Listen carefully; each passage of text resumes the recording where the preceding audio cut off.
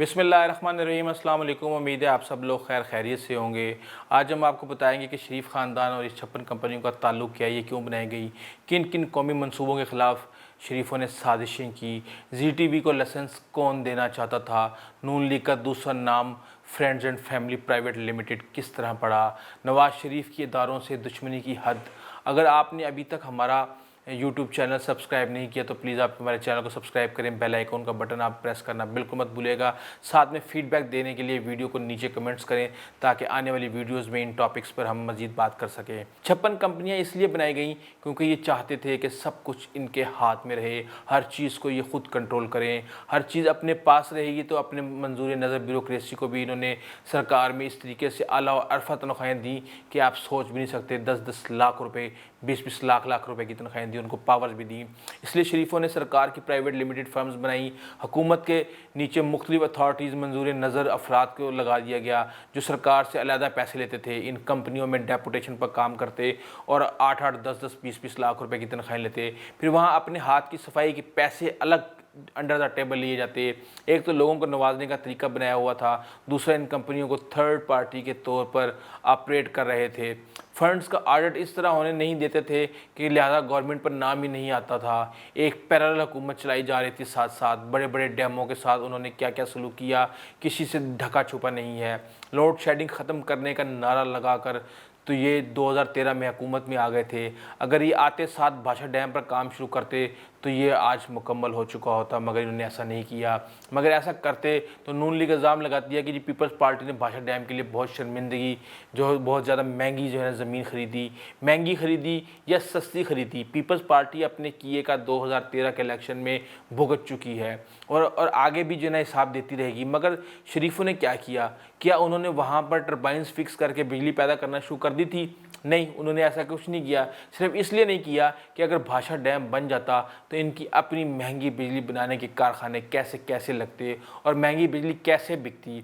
Iran Pakistan gas pipeline अगर ये मुकम्मल मंसूबा इन्होंने कंप्लीट करते तो किसने रोका था इनको? मगर इन्होंने तरजीह इनकी ये बिल्कुल भी नहीं थी। इनकी तरजीह LNG थी। इनकी सिर्फ़ और सिर्फ जो है चीज़ें तरजीह उसमें थी जहाँ पे इनके पैसे आ रहे थे, बाबे ठेकेदार हों या जिनमें इनकी परसेंटेज हो। क्योंकि इस्लामाबाद एयरपोर्ट का ठेका बेटी के ससुराल के पास था, चौधरी मनीर के पास, इसलिए मुकम्मल होना ज़रूरी था। सुख चैन का प्रोजेक्ट इनको देना ज़रूरी था क्योंकि जहाज़ का ख़र्चा तो उन्होंने देना ही था, उनके जहाज़ों में उन्होंने इलेक्शनों में सफ़र तो करना ही था। शुगर मिलें इधर से उधर करना ज़रूरी था। अपना प्रोजेक्ट जो था, पाकिस्तान के मुफाद के प्रोजेक्ट की कोई ज़रूरत नहीं, सिर्फ अपने कारोबार का इन्होंने हमेशा मुफाद किया।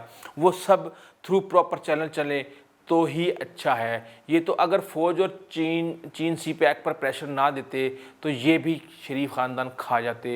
ये तो CPEC को भी दाग़ात देने के लिए तैयार थे। बंदा पूछे क्या गलती हो गई है? अगर CPEC ऊपर से नीचे उतरते हुए मानसेहरा से गुजरता है, दमादी अव्वल के हल्के मानसेहरा से कुछ लगा हुआ था, वहाँ पे दमादी अव्वल जो है नैब हिसाब किताब तो ले रही है, मगर इस तरह भी हिसाब ले ना नैब जितने ठेके CPEC SDG के नाम के ऊपर दिए गए हैं, ये खरबों की करप्शन है। पाकिस्तान में कराची स्टील मिल के बाद दूसरे सबसे बड़ी स्टील मिल की सरमायाकारी यहाँ पर होने जा रही थी। अल्तवारकी के नाम से ग्रुप बहुत बड़ा ग्रुप है। शरीफ ख़ानदान ने इस ग्रुप की स्टील मिल यहाँ इसलिए ख़त्म की और इनको वो रेट्स और सहूलियात नहीं दी क्योंकि इनके भारतीय कोऑर्डिनेटर जंदाल साहब अफ़गानिस्तान के अंडर स्टील मिल लगा रहे थे। तो पाकिस्तान में लगी स्टील मिल ने इसका रेट ख़राब करना था। ये स्टील मिल जहाँ लग जाती तो बिलियन रुपीस की सरमायाकारी आनी थी और हज़ारों लोगों को रोज़गार मिलना था।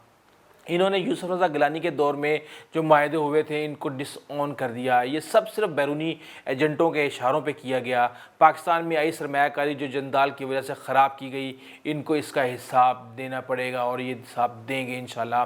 ZTV को लाइसेंस कौन देना चाहता था? चौधरी रशीद जो साबिक चेयरमैन पैमरा हैं, वो इस चीज़ के गवाह हैं कि नवाज शरीफ ZTV को पाकिस्तान में चैनल चलाने के लिए लाइसेंस देना चाहते थे। ये इनकी मोहब्बत है भारत के साथ और भारतीयों के साथ। जब चौधरी रशीद ने नहीं माने तो इसलिए वो उनसे जो है ना लड़ाई हुई और उनको फारिग कर दिया गया और ZTV का मालिक कई दफ़ा पाकिस्तान बगैर सिक्योरिटी क्लियरेंस के इनके पास आया और मिलकर गया। ये असल में इंटरनेशनल रिकॉर्ड में फंसे हुए थे। इनके ना सिर्फ कारोबार, इनके मामला सब कुछ जो है ना महवर बैरूनी एजेंटों की तकमील में पे था। इनको घमंड था कि बरतानिया और अमेरिका इनके कट्ठे चट्ठे नहीं देंगे और इनको बचा लेंगे। नवाज शरीफ इदारों के ख़िलाफ़ दुश्मनी की आखिरी हद तक जा चुके थे। ये मुल्क के साथ खेल खेल रहे थे। शरीफ बहुत बड़े सौदागर हैं। कभी वो दाएं बाजू के नज़रिए को मानते हैं तो खैर, नज़रिए को तो छोड़ ही दें आप। शरीफों ने इन लोगों का भी हर तरह से इस्तेमाल किया है, हर नज़रिए को इन्होंने इस्तेमाल किया है। जो इनके लिए कुर्बानियाँ देते थे वो बड़े तोता चश्म लोग हैं, किसी की कुर्बानी को उनको याद नहीं, उनको सिर्फ अपना मुफाद याद रहता है। नून लीग का दूसरा नाम friends and family private limited, ये ज़ुबान ज़द आम है कि वज़ीर आला पंजाब शहबाज शरीफ थे, पर डिफेक्टो वज़ीर आला हमज़ा शहबाज शरीफ थे। वही सारे माली मुफादात और कारोबार देख रहे थे। नवाज शरीफ वज़ीर आज़म थे, पर डिफेक्टो वज़ीर आज़म मरियम नवाज़ थी, इसलिए इन्हीं दोनों को टीटियाँ भी आती थी। इन्होंने 4-5 साल पार्लिमानी सिस्टम को जो रेप किया है। वोट को इज़्ज़त दो इनका नारा था। वोटर इनको इज़्ज़त कैसे देता? ये वोटर को इज़्ज़त तो देते नहीं थे। जिसने वोट देना है इसको कभी इज़्ज़त दी ही नहीं इन्होंने। वोटर धक्के खाते थे इनके दरवाज़ों के ऊपर। ये जो 3-4-5 हज़ार वर्कर्स अब पीछे पीछे चलते हैं, जो सलूक ये इनके साथ रवा रखते हैं, इंसानियत की तौहीन है। पता नहीं इन वर्करों की क्या मजबूरी है जो इनके पीछे इसी तरह चले फिरते हैं। शरीफ ख़ानदान तो कौम का खून निचोड़ कर खा चुके हैं। वोट को इज़्ज़त कौमी असम्बली में जाए बगैर होती है। नवाज शरीफ, शहबाज शरीफ, हमज़ा शहबाज कितनी दफ़ा कौमी असम्बली गए, कितनी दफ़ा पार्लिमानी कमेटियों के अटेंड किए उन्होंने इजलास। ये सब भी गए हैं, अपने रोना रोने के लिए गए हैं। ये मुस्लिम लीग नून को शेख रशीद कहते हैं कि ये वो जुराब है जो कि जो है ना अपने पैरों में अनफिट है। तबाही तो शरीफों ने खुद फेरी है। कारोबारी थे, सियासतदान बन गए। जो तबाही इन्होंने 30-32 साल में की है, इन्हें शर्म से डूब मरना चाहिए। इनकी पार्टी अब माने या ना माने, इसमें कश्मीरी बरादरी का कसूर नहीं है, मगर इनको दाएं बाएं नज़र ही कुछ नहीं आता था। हर चीज़ ही इन्होंने अपने गिरदोनवा में बांटी, फिर रोते फिर रहे हैं कि हमारे साथ ज़्यादती हो रही है। डेमोक्रेसी का ये रोना रोएंगे, डेमोक्रेसी का गमला तो बड़ी बात है। ये तो फौजियों के बूट में उगे हुए हैं। ये तो लिए फिरते थे। ये ऑन रिकॉर्ड है कि एक दफ़ा ज़ियाउल हक इनसे नाराज़ हो गए। ये गवर्नर ग़ुलाम जिलानी के ज़रिए ज़ियाउल हक के मंजूर नज़र बन रहे थे। ये तो हर जगह मुनाफ़क़त के इल्म बरदार रहे हैं।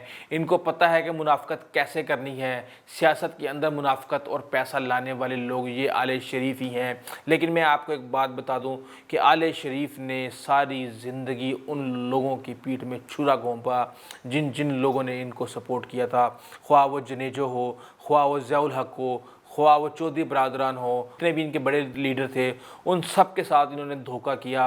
इन्होंने सिर्फ़ और सिर्फ अपनी मंजिल देखी, अपना कारोबार देखा। इन्होंने इन्वेस्ट किया, इन्होंने पैसे लगाए। जनरल जिलानी को घर बना के दिया तो उससे जनाब दूसरा फ़ायदा उठा लिया कि जी वो वज़ीर आला आप हमें बनवा दें। फिर किसी और को जनाब पैसा लगाया तो जी आप हमें वज़ीर आज़म बना दें, सीटें ख़रीद लें, चौधरी बरादरान को यूज़ कर लें। इस तरीके से तो ये लोग जो है ना सियासत में आए हैं और अब बात करते हैं ये कि जी वोट को इज़्ज़त दो और ऐसे करो और वैसे करो। अल्लाह ताला, मैं तो कहता हूँ कि या अल्लाह इनका सारा कट्टा छट्टा इस कौम के सामने लाए और इस कौम को एहसास हो कि इन्होंने किस तरीके से अपने साथ ज़्यादती की है। जाने से पहले इंतहाई माज़रत के साथ थोड़ी सी तकलीफ़ उठाएं, सब्सक्राइब और घंटी यानी बेल आइकॉन का बटन दबा दें ताकि हमारी मुलाकात के इस सिलसिले को कायम रखा जा सके और हमारी हर अपडेट आप तक सबसे पहले पहुंचे। अगर आपको हमारी वीडियो पसंद आई है तो प्लीज़ आप इस चैनल को सब्सक्राइब करें, लाइक करें और शेयर ज़रूर कीजिएगा। अनटिल द नेक्स्ट टाइम, अल्लाह हाफिज़।